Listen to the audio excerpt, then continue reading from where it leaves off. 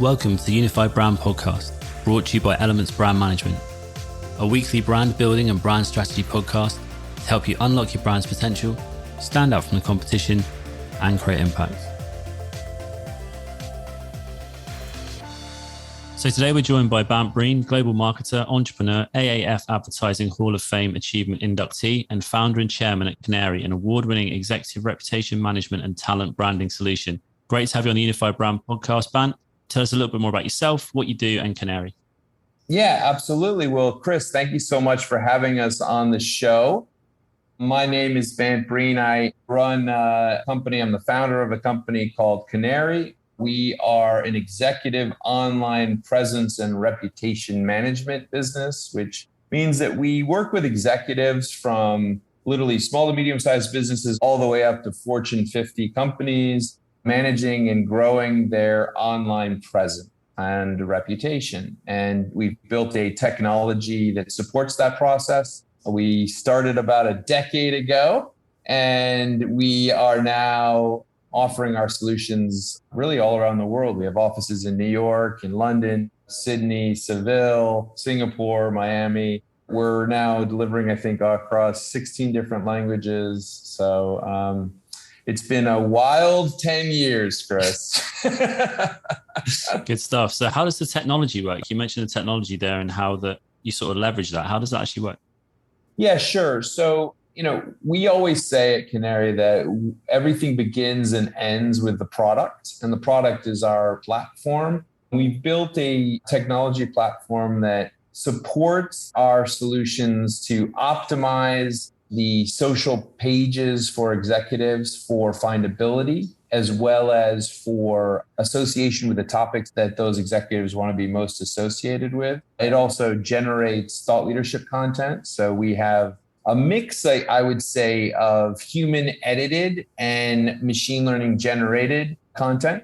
And then we have a growth and engagement engine that essentially allows us to share the thought leadership from our executive clients with other individuals that are key in their niche fields. Wow, that sounds really interesting. So is that something that is managed solely at your end, or is that actually collaborative with the individuals themselves? They kind of come on board and edit through that platform? Yeah, so one of the elements of the solution is our mobile application. There's also a desktop application, but I think it's something like 94% of our customers interact with us through our mobile application. And really, I would say the primary activity is to review and edit content that has been generated on their behalf. And so if they like it, they can easily click on it and have it scheduled. If they dislike it, then they'll get replacement content. They also have an editable function. So nothing gets shared or posted or engaged without the client signing off on it. Cool, interesting. So how did you get into marketing and reputation management? How did that start? Yeah, so I spent the majority of I would say the first 25 years of my career working in advertising and marketing. I actually started in the industry in London, England. I was working at a small company called WPP. They had a scheme called the WPP Fellowship, and it's now become quite a glorified training scheme. I was in the first class of that WPP Fellowship, as at the time a gentleman, Sir Martin Sorrell, was trying to lure graduates from university away from banking and consulting and into marketing and advertising. So I worked there. It was a wonderful experience. I had a chance to work in the UK, in Spain, and ultimately in Hong Kong with them. I then went on and worked in a lot of other marketing and branding areas. I guess always really probably the area that I navigated or found myself in was in that area right where digital was essentially changing the advertising and marketing landscape. And I found myself almost like an intrapreneur, starting new units for companies, starting new businesses for larger agency groups. And ultimately, I finally had a bit of a eureka moment on an idea, and that's really where Qnary happened. That's cool. So Where does your love of marketing come from, and does it intersect with? I know you've done some work. We'll talk about it in a bit about artificial intelligence, and you've done a PhD in that sort of area. So, yeah, you learned from the lessons. Like I think I heard the bit where you said about not working with friends, which is a good. Yeah. So the first thing was don't dwell on the trappings of things like business cards, right? The key thing is to have a strong, thoughtful commercial business model thought through. I remember that we had the business cards and somebody told us that if we wanted to launch a company, there was this the Small Business Bureau in America. And I don't know if they do this anymore. I hope they do. But back in the day, you could go and have these sessions if you had an idea with kind of retired business guys and gals, and they would tell you what you're doing right and what you're doing wrong. And probably the greatest first moment for me was going down to the heart of Chicago with my best friend and sitting in a room with 65-year-old business guys and them asking us questions like, okay, so explain your business model, and literally showing us how to set up a balance sheet, a P&L. And the world is filled with these resources, like these free resources like that. I think every entrepreneur kind of has to ferret out sometimes. That was a blessing for us. That was a public resource for people in America. And then the friend thing, I think, was more related to one of our projects. One of the projects that we launched was to do a version of the game Monopoly for our hometown. And then we were going to do it for other towns in the area. And we hired a team of our friends to help sell the positions around the board. And everyone was excited about it at first. And then when we wanted results, we realized like if we weren't the ones actually doing it, it wasn't going to get done. So I think that, you really need to make sure that everyone's committed to those projects. But, we had a lot of fun. It probably also made me think about that balance between innovation and creativity, as well as having an operating model that made commercial sense. And it's been a bit of a running mantra for me in my career, which is, I think in a lot of situations in advertising and marketing, I did a lot of really innovative things in the digital media and advertising world. And that's probably why I got some accolades and awards. But a lot of those things that we launched were really not scaled. They were very early on. They were kind of showing the potential of everything from stuff that seems so banal to you now, but like display banner ads and things like that. The reality is to make sure that you innovate, but you don't get too far ahead and that you figure out how to scale it. The companies that really make the unicorns out there are the ones that seize upon an opportunity and have figured out how to make that a scaled opportunity, right? There were social platforms before Facebook that were not nearly as successful as Facebook. And so a lot of that has to do with a mix of the technology, marrying it together with a commercial business model that also can scale it at that rapid pace. Definitely. So, with stuff like that, what things do you look for when you're starting something like that? What things do you put in place to sort of scale something rapidly and build upon it? It's been an interesting one. With Qnary, I tend to be the one that will have kind of a wacky idea of something that we should be considering, or a new feature or a new technology. And I'm usually the one sitting down with my leadership team, and they kind of all shrug their shoulders and sigh deeply, like, oh, okay, what are we gonna hear? What are we gonna hear about today? But the reality is that then some of the ideas obviously are useless, and we realize that they're not going to go anywhere. Other ones are so valuable that we then work through a process of, okay, so this is how we can deliver this today, and how do we get this on a path to make it fully automated, right? So everything that we do doesn't happen unless we can find a pathway to automation. Oh, that's interesting. So in terms of automation, and we're talking earlier about AI, is there much of a crossover between the two in terms of AI and automation? Are you seeing more things coming together in that space, or is that still a way off? There are a lot of great examples. As you know, Chris, I did a doctoral thesis dissertation on machine learning and media. And I looked at thousands of examples of early stage machine learning technology being applied to everything like call centers to creativity. And we're seeing a lot of great examples now being rolled out. There certainly are no examples that can really be just applied without some level of human involvement. I would say that the world of machine learning operates best when you marry the machine with a human. So that would be kind of my first element. But certainly we use machine learning in our solution. We have a part of our platform that we call Crow, keeping the bird theme. And Crow is a variation of GPT-3 technology, which is a technology that was developed by OpenAI. And we utilize that for ideation, the ideation process in content creation. Cool. So bring it back to reputation management and talent branding solutions. So we dive a bit more into why it's really important and how the platform helps to develop that. Branded solutions? So reputation management and talent branding solutions.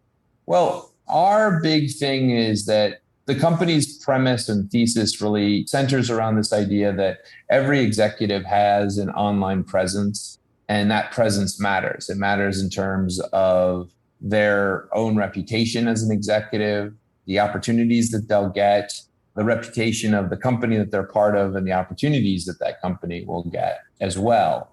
We believe that thought leadership is extremely valuable. We know that executives' pages get exceedingly more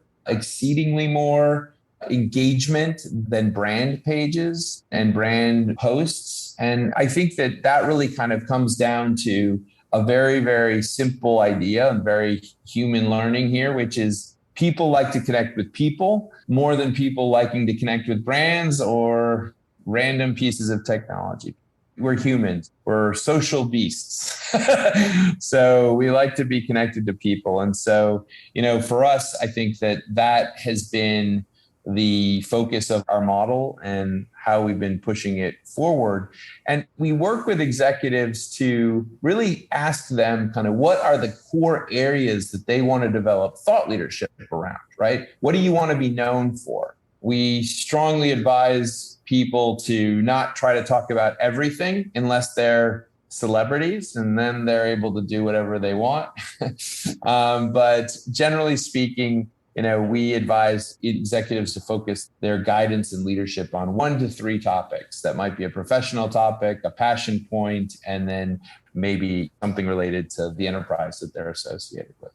So one of the mistakes people potentially make is trying to talk about too many things, like you said there. What are some other mistakes that you see around sort of reputation management that people will often make that is kind of adverse to their getting their name out there and becoming that expert? Yeah, one of the kind of key things that we talk about is consistency. So a lot of people will have these moments where they'll say, oh my God, I really need to get my name out there or whatever. I don't know. There's always a reason for it, whether they're looking for a new job, who knows? But what you find is that lack of consistency does really nothing for them. You have to be very regular in terms of pushing those messages out there on a consistent basis. The other thing is that it's important to kind of focus your efforts on a select group of platforms. Whilst we would strongly recommend that you go out and try to capture and own as many of the platforms where your information is available as possible in terms of having registered accounts, it would be impossible unless you have a team of 50 people to be engaging and present on all those channels. And so select the ones that are going to be kind of your heroes and champions and where you're going to develop your voice. Does the platform help with that kind of thing? So you manage that through the platform, those champion channels that you've chosen? Yeah, so the platform is a publishing engine as well. So it directly posts all that content, it schedules it. So it has all of those elements. I think that the difference between our solution and perhaps like a branded publishing engine is that we offer all the content creation. We have a kind of content creation engine as well as an optimization and our growth and engagement engine as well. Yeah, it's interesting. So the content creation engine, I've seen some examples of stuff like that, and it's really good. How's that work in a way? Did you take those topics those people want to be thought leaders for, and then the engine kind of does its thing? Or yeah, it's a trained technology that can take topics, essentially keywords and key phrases, and then it will pull together those elements into a cogent statement or thought. Yeah, that's amazing. I've seen some examples, stuff like that, and I think it's always really good. It's always amazes me how great it is when you see it. Yeah, I mean, it's okay. I mean, I don't want to get carried away with it, Chris, because we're not like there yet with the perfection of it. But I would say that, if I were to kind of showcase it to you, you would say, wow, that's amazing. It's just not professional grade yet. There's very much of an involvement of the human side of it. And, generally speaking, there's kind of rules and principles that individuals that play in the machine learning space try to follow. One of them is you don't really want AI to have direct exposure without having some level of human oversight, because there are so many examples of things running rampant and wrong. And so we have a multi-stepped process where it gets reviewed by an editorial team, gets a second review and a third review before it goes out. So yeah, that's awesome. What I've seen, for me, is it is really good. But like you said, it's like a starting point, and then from there you can obviously add to it, piece it together, put it in your own voice, that kind of thing. But yeah, it still amazes me how the technology works. I think it's great. It's getting there. It's getting there. I would say that the next two iterations of it, I think, are going to see dramatic improvements by leaps and bounds. And I mean, there's also stuff that is probably almost like more impressive, which is what we're starting to see in the creation of video content along the same lines, which is crazy. But there have been some amazing trials and really quite groundbreaking work that's come out of companies like Google, where they have generated anywhere from 3 to 10 seconds of video that's essentially truly original video based on commands that you've given it. You'll type in something like baby crying, and it will generate a unique image of a baby, not a real baby, like a unique baby crying. And it's like, that's crazy. That's unbelievable. Yeah. That's interesting to think where it could head from there, It should open up the possibilities of creativity for sure. I would say that right now in our world, the things that we're seeing that is more immediate is there's been a bit of a shift, I would say, from a generational perspective in terms of how video is perceived. The Gen Xers, the boomers, they don't really love video. They come from a world where video has to be flawless and perfect and, reviewed a million times. Whereas I would say that now that we have millennials coming into leadership roles, we find that they're very keen on video. They're much more iterative. They just want volume and getting it out and doing more, right? And then the next generation after that, oh my God, they would be like, why are you talking to me about text? I don't understand. We don't, we only do video. That's it. The next iteration of TikTok will be like 20-second video snippets. Exactly. What are some of the most common misconceptions in your industry? It's interesting. I would say that one of the areas that the whole online presence and reputation industry came from is from that world where you'd have these kind of reputation management businesses. And there was a period, I would say about 13, 14, 15 years ago, where there were these companies that appeared on the scene, and they essentially kind of manipulated Google search results to help companies and individuals kind of clean up horrible things that they had done. And so sometimes I think that people will think of us as a company that does that. It's an antiquated way of looking at it. We as a company have a saying in the business, which is, we don't make bad people look good. We make good people look spectacular. And we truly believe that it's not just about this kind of defense and this manipulation. It's about growing that presence and understanding the technology to manage that voice as effectively as possible. Yeah, I remember some of those companies and some of the things they would do with the Google search side of things. And Yeah, Yeah. I mean, they would do like it was a lot of affiliated links, a lot of link farms. I think there was a bit of a moment where, let's say you were let's say a bad person and you did something, they might be able to actually succeed in their efforts for you. They would charge you quite a bit of money for it. But if you stopped working with them, all those artificial links, right, would suddenly completely disappear. And hey, guess what's happening? Yeah, not Wow. not Yeah. not good for you, right? You almost would become locked in a way. Wow. Yeah. So I understand we talked about it earlier on actually for a bit, but you've been putting together a report about changing face of executive reputation. Yeah. Are you able to share some findings on that and what the report was about? Yeah, sure. So we are now in the 5th year of issuing out an annual research study, which, as you correctly stated, is the changing face of executive reputation. And we have been looking at the perception that executives have on managing their own presence online. And we look at how they do it, what matters to them, what channels matter most to them, what behaviors have changed, what they value most, et cetera. When we started it 5 years ago, we did it in the US. It is now in its 5th year. It's a global study. It's the largest study in the world on this topic.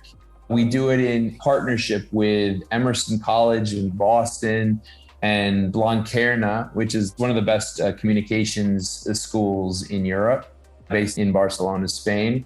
And it's been interesting to see how the perception of online presence and executives having a presence has changed.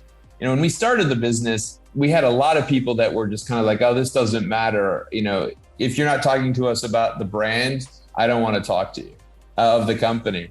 What has certainly changed over the last decade is that people now are fully aware that their online presence matters. In fact, if anything, what's happened in the pandemic over the last couple of years has only raised that importance. So one of the key findings from the study this year was that the percentage of usage on online presence management and social platforms has gone up dramatically over the last year.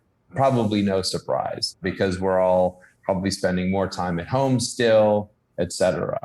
Some of the shifts that were important this past year is that there are certain platforms that sometimes we'll say all social platforms are equal, but sometimes some matter more than others. and one of them that matters more than others is LinkedIn, especially from a professional perspective. For years, LinkedIn has been increasingly dominant as a source where executives look other executives up. And this past year was interesting because it was the first time that we saw that shift and drop a bit. So we saw that other channels like YouTube were more important as executives looked other executives up. Instagram, which used to be almost ignored from a professional construct, has become significantly more important. So I believe that that's a generational shift. I believe that's really related to this idea that millennials now are in more positions of power. They're in our survey more because our survey focuses on senior executives of companies. And so I think they're pushing for these other channels, and we're seeing it spread out more. Do you think that sort of the rise in us shifting to socials over, the past 5-7 years has actually increased this shift from the need for talking to the brand to talking to the individual before the brand and having the face of the brand on show, kind of almost the walls being torn down to be more approachable, be more honest, more authentic? And like you said, in video content, sometimes how it's less polished now. It's more spontaneous, more instantaneous, and more open. Well, I certainly think the relationship has changed. There has been a move since the early .com era where people, at least philosophically, have talked about how customers have more of a direct relationship with employees in businesses. There were obviously great examples of companies like Zappos with Tony Hsieh, where he allowed all of his employees to talk directly to customers and build that up. There's a revolution. It sounds like an obvious model on some level, but he was quite a pioneer in that regard. But certainly, I'd say that it's taken another accelerated step forward over the last couple of years. And I often talk about the relationship between brands and executives have shifted. So if you were to take a course in corporate PR 20 years ago, you'd have people talk about, oh, well, we need to have a very clear message. There should be very few people that it can actually talk to the public. In fact, the fewer, the better. And we should kind of keep that public face as tightly managed as possible. Whereas now it's obviously everywhere. And so I often kind of think about the enterprise relationship where it used to be perhaps the enterprise led and the individuals were behind it. Now it's more of a partnership where certainly the voice of the enterprise matters and you need to have that very cogent and clear and decisive, but you need to dimensionalize that with the voice of the executives. Yeah, I like that. It's almost like I've got in my head those images of when you have a champagne glass and it's all stacked up and they have a pyramid of champagne glasses and you kind of pour it in the top and then it kind of waterfalls down. It's kind of that effect. So you have like the values, the vision, the mission, the messaging, the purpose, whatever it is you're trying to communicate. But it's trickling out through the executives, like you said, across all different channels, all different times, any sort of way. But like you said, it has to have a bit of wiggle room in order to cater for those individuals as well.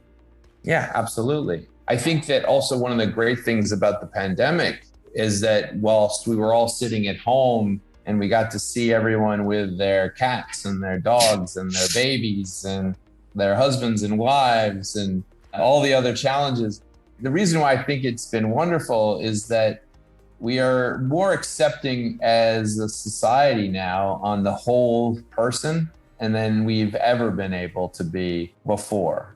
That I think is really wonderful. I think that is something that, younger generations have definitely embraced faster than perhaps older generations that like to keep things very structured and so on and so forth. But I think that has been a wonderful change.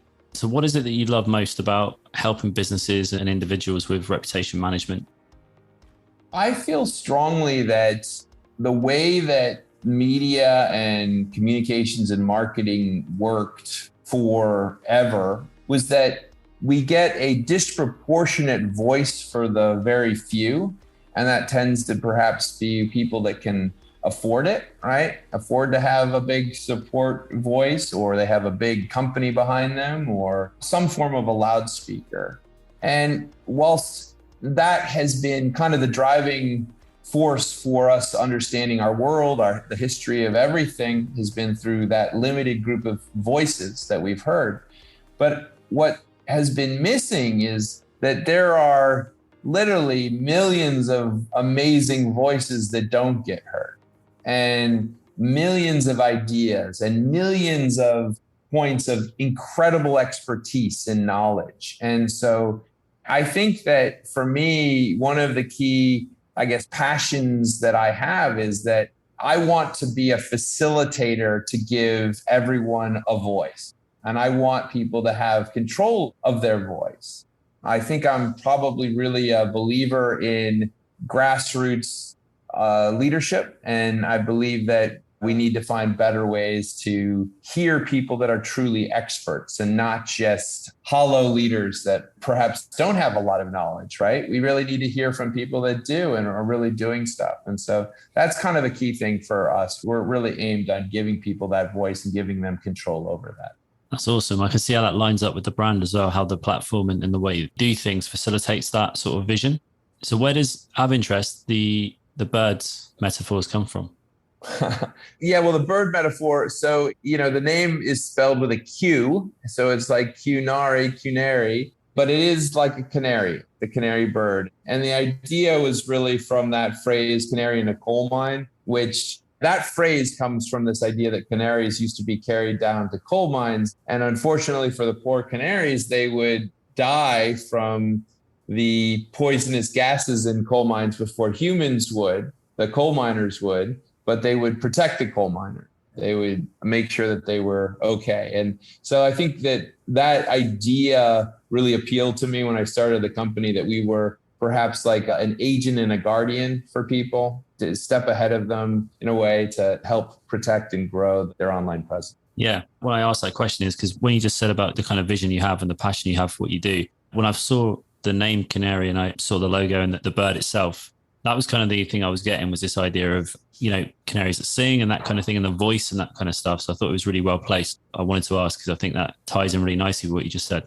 Oh, thank you. Thank you. Well, it's been a well-received logo. I was blessed to have had a career, obviously, in the marketing and advertising world. And I have many, many creative friends that are much more talented than I'll ever be in terms of creativity. And one of them, a gentleman named Nick Angel, gave me a weekend of his time where he locked me in a room and we just sat there whiteboarding name after name after name. And finally we landed on Qnary, and we tried it with a Q and we tried it with a K. And he sketched up some really wonderful illustrations. And the original logo had the Q as almost like the head of a canary, the leg of the Q being like the beak. Yeah. But we landed on what has become kind of our iconic logo. Yeah, definitely. Those brainstorming sessions are always good. And I think the Q is a good move as well, because when you read it as Qnary. Even with the Q, it reads the same way, which is great because it just, draws you in. So that's great. Oh, great. Thanks. I was going to say about that, I saw that you were listed in one of the top 5,000 fastest growing companies by Inc. magazine in 2018. Mm-hmm. And we were talking before about the different offices you have in sort of London. You said Seville, New York as well. And I was just wondering, we've got some startups and scale up businesses that listen. What are some of the things you could give them advice wise, about scaling, and also about some of the growing pains associated with that? I will tell you that I've made as many mistakes as I've made good decisions. So I would say that probably the reason why we've fundamentally succeeded is that we have a motto in the company, which is find a way. We persevere no matter what. We are very much as a company, have this mindset of, okay, if there's a problem, let's figure this out. Let's come up with a solution. The Inc. 5000 award has been great. We actually have gotten that award now for the last 4 years in a row, 2018, 19, 20, 21, and we're going for the 5P this year. And it's great to see the growth that we've had. We've essentially doubled in size every year. And I would say that some of the problems that we've made early on is that my career in marketing and advertising was very much a global one. Whilst I'm an American, I spent probably over half of my career outside of the United States. And so I immediately wanted to be global before we probably should have gone global. So one of the things that, if you speak with a good venture capital group, they tend to frown upon global expansion too early. They really want you to kind of focus heavily and really kind of own. And I think they were right in terms of that our global focus and our global activity perhaps impacted us more. We grew slower initially. The flip side of it, though, is that whilst we built this footprint early, now we're having almost like an exponential moment where we're growing much faster. So perhaps it slowed us initially, but it grew faster. The other thing is that, and this is an experience I'm having with another startup right now, they have the most elegant technology I've seen in years. It's just beautiful. And the team loves to talk about the technology. But man, they don't have a commercial bone in their body, and they have not really thought about how the commercial elements are going to align with the technology. And certainly if the technology is good enough, you can get away with that. You'll get tons and tons of money thrown at you for a period of time. But that period of time requires a commercial focus, and you have to figure out that model at some point. There are very, very few companies that are going to become like the unicorns. And so I would say that with that in mind, it's better to think commercially earlier on to assess how you can go forward. Companies like Amazon, whilst it's always joked that they didn't make any money for ages, they actually were making money, right? They were making quite a bit of money. They did have a commercial model. They just weren't making any profit because it was all kind of being reinvested to kind of push it forward, right? And I think for anybody, ignoring that commercial model is really kind of a mistake, because quite often that's going to be your point of differentiation. I saw a story about a water company that was pushing their product in Austin, Texas, this past week at the South by Southwest Festival. The water is free. So they give, for you guys, you'd say the aluminum bottles of water, and the product is free to customers, but the water is covered. The price of packaging, everything is covered because they run advertising on the outside of the bottles, right? So it's a business model, free water provided by advertising. Selling water is not a new business, right? Whether water should cost money or not that's a social discussion. But the commercial model is the key effort here. And the commercial model is the one that is being rethought and challenging or disintermediating existing things. Now, if you focus too much on the tech and you forget that commercial element, you're doomed. Yeah, it's an interesting way to think about the commercial side of things from a differentiation point of view. And I know obviously like people like Dollar Shave Club with subscription and stuff in their industry, kind of did a shift of what was going on there. But there's so many great examples. Google's another great example. A search engine in and of itself is fascinating technology. We now kind of praise the founders of Google as for being geniuses. The reason why Google is the dominant company on the planet, though, is that they had an individual that cracked that commercial model, right? And that commercial model was really this idea of search and keywords. And that was revolutionary and has been probably the most successful business model ever in the digital landscape. Yeah, definitely. That's a great example. I think it's just got me thinking about a few different things now, actually. I'm off thinking. Yes. Anyway, what is the most interesting project that you've worked on and why? The most interesting projects that I've worked on and why, I'm really fickle on most interesting. I'll be honest with you.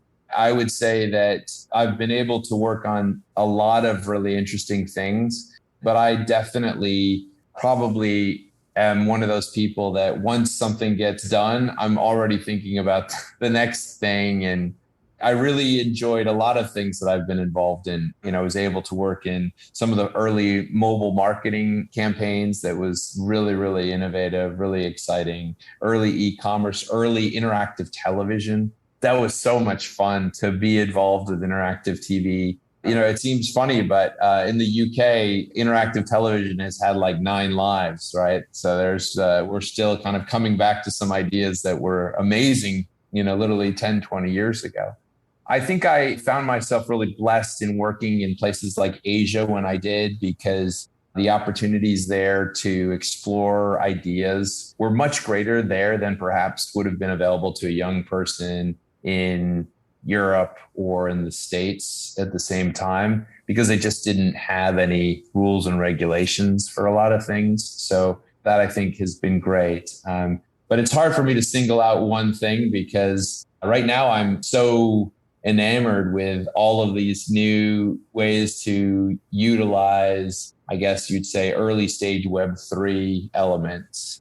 I'm less excited about things like virtual worlds than most people, mostly because I think I just get a little dizzy when I put on Oculus and things like that. But I am interested in the blockchain and how that gets applied to decentralized elements like decentralized finance, decentralized identity, decentralized identity management. So no surprise that obviously a company like ours is thinking about those types of things.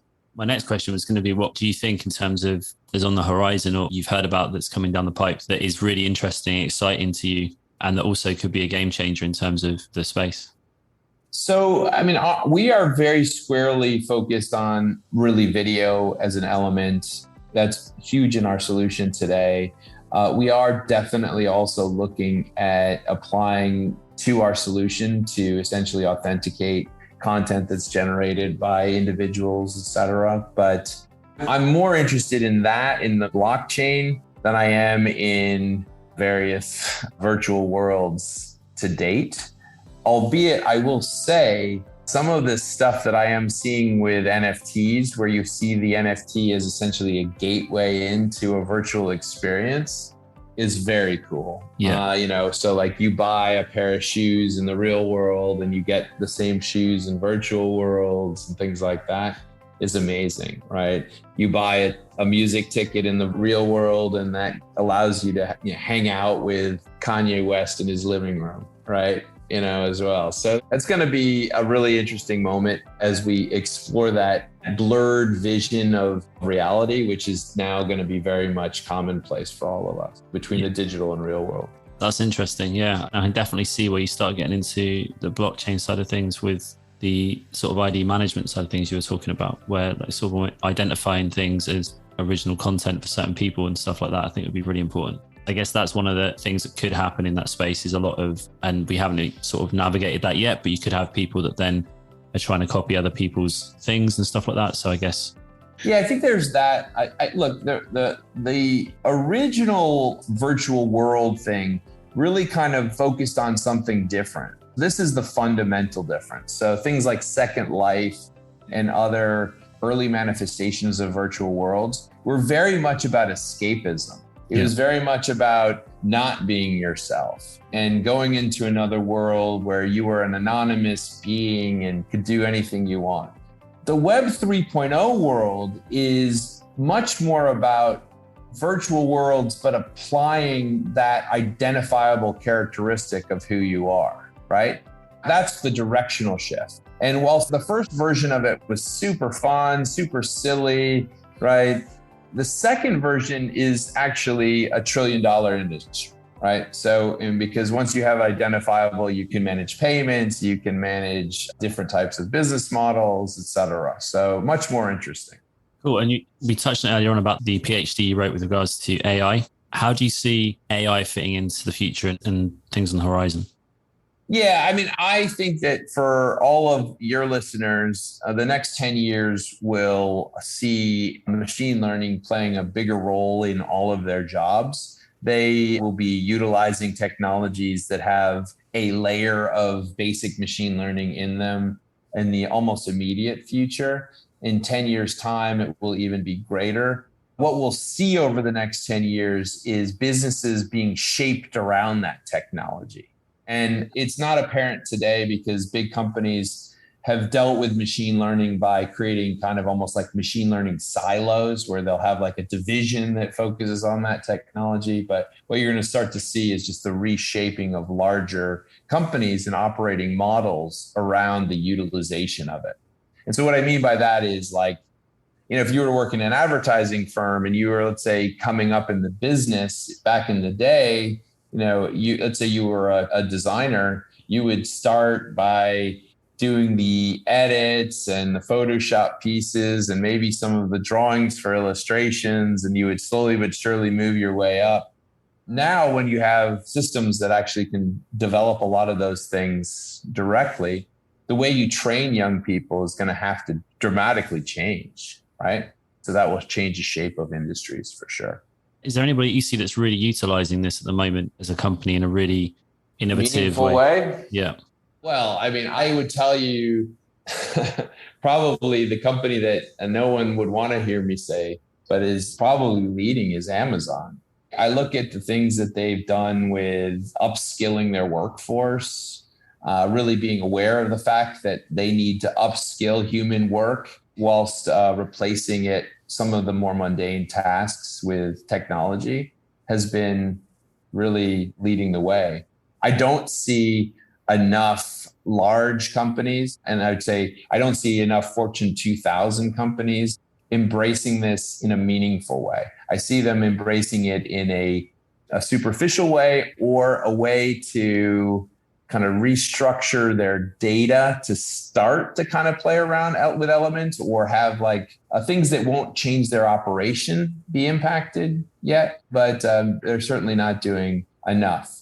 Do I think that will change? Yeah, absolutely. One of the benefits from the pandemic has been that the pandemic has silenced those critics in every boardroom that have said no to new technology and new ideas. And so we see a lot more companies pushing R&D forward in this space. Yeah, definitely. Well, it's been really, really good talking to you, and I really appreciate you coming on. Is there anywhere people can find out more about yourself, Qnary, your research, and some of the things you do? Yeah, absolutely. I mean, you can always go to the company's website at qnary.com. I also have a website, it's bantbreen.com. And so you can pull that up. Also, you can always reach me on LinkedIn if you want to speak there. I practice what I preach. I definitely will connect with you. Cool. Well, thanks very much. And I'll put those details in the show notes, all the links. If anyone wants to get in touch, they'll be down there. So thanks very much again. It's been awesome. Yeah, really great conversation, Chris. Thanks so much for having me.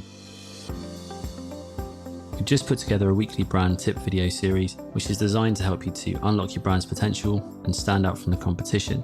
And if you're interested, if you just go to elementsbrandmanagement, all one word, .co.uk/weekly-brand-tips, sign up and you'll be delivered a 3 to 5 minute video a week straight to your inbox. I'll put a link in the show notes if you're interested.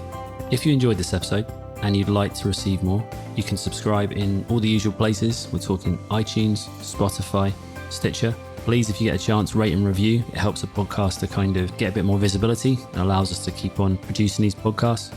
Have a great week. Catch up soon. Keep those brands unified.